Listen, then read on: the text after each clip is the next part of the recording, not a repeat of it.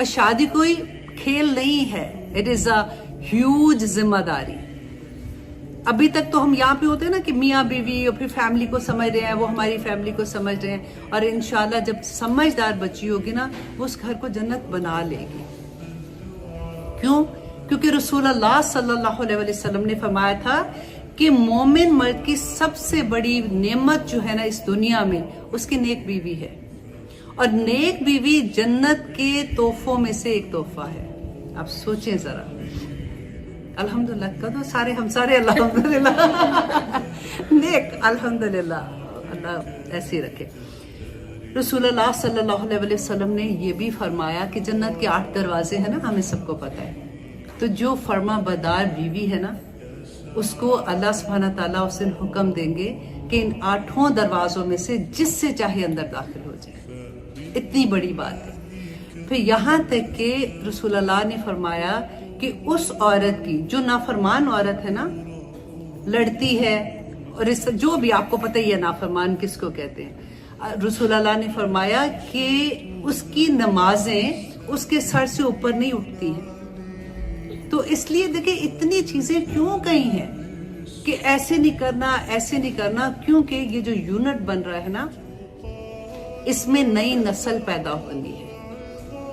اس unit میں اللہ سبحانہ تعالیٰ کے وہ مجاہد اور وہ اولیاء اور وہ ولیاء پیدا ہونی ہے جنہوں نے آگے جا کے دین کا کام کرنا ہے. اگر ماں باپ میں آپ کوئی بھی گھر میں دیکھ لیں، جس گھر میں عورت اور میاں بیوی کی لڑائی ہوگی نا اس گھر کے بچے کبھی بیچارے ایموشنلی تھکے ہوئے ہوتے ہیں، ایموشنلی بریک ہوتے ہیں. وہ کہہ نہیں سکتے کئی دفعہ کیونکہ چھوٹے ہوتے ہیں، لیکن اندر سے ان کی پوری زندگیاں بدل رہی ہوتی ہیں. تو اس لیے وہ یونٹ پہ بچے دیکھیں، بچے کوئی پاگل نہیں ہے، دے نو ایچ اینڈ ایوری تھنگ. ان کو سب پتا ہوتا ہے کہ یہ ریلیشن شپ کیا ہو رہا ہے، اور جب وہ اس ریلیشن شپ کو دیکھ کے بڑے ہوں گے تو جب کل کو ان کی شادیاں ہوں گی تو وہ پھر ویسے ہی ہو جاتے. تو اس لیے اللہ سبحانہ تعالیٰ نے اس یونٹ پہ جو اتنا کام کیا ہے، دیٹ از دا ریزن کہ نیکسٹ نسل جو پیدا ہونی ہے. دیکھیں ماں کے قدموں تلے جنت کیوں اللہ سبحانہ تعالیٰ نے کہا، اتنا بڑا رتبہ دے دیتے ہیں اللہ سبحانہ تعالیٰ، کیونکہ وہ ماں نے اس بچے کو جنت کا راستہ دکھانا ہے.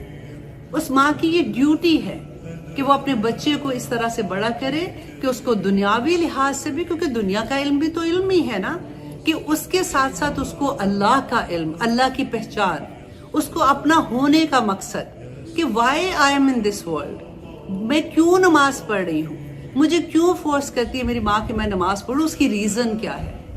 یہ تربیت کون کرے گا؟ ماں کرے گی نا. اور ماں کو جب خود پتا ہوگا یا اس کے گھر کا ماحول ایسا ہوگا تو بچہ کرے گا. جو بیج بویا ہے وہی نکلے گا.